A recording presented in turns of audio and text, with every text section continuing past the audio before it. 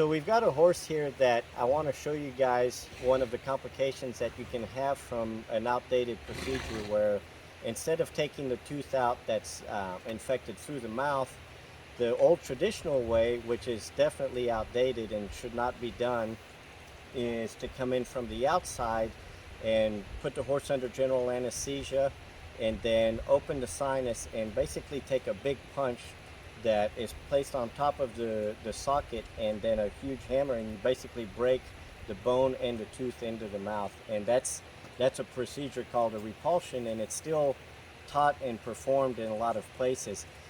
Rarely there are cases where that needs to be performed, but never with an upper molar. And the reason I say that is the upper molars, the last 3 teeth, are the ones that communicate with the sinuses.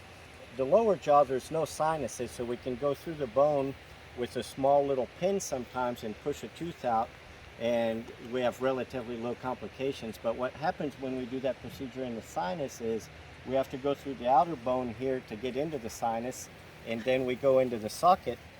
So we'll show you on here. You can see it's a little hard to appreciate in the video, but there's a big divot on his face, and that's from complications from that surgery. So in the literature, we know that 40 to 70% of horses that undergo this procedure have complications, and he's a classic case where he had to undergo multiple procedures, which is well documented. Pretty much all cases have that, or very many do, because what happens is when you do the repulsion, there's an opening that's created between the mouth and the sinus, and a lot of bone trauma, and so you get dead pieces of bone, and then you have fruit from the mouth that wants to go into the sinus.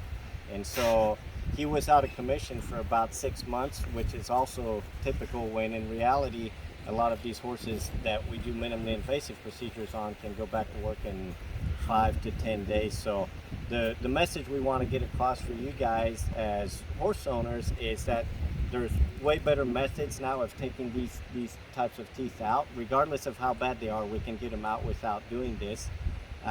Occasionally a sinus surgery needs to be performed for other reasons, but that's a separate procedure.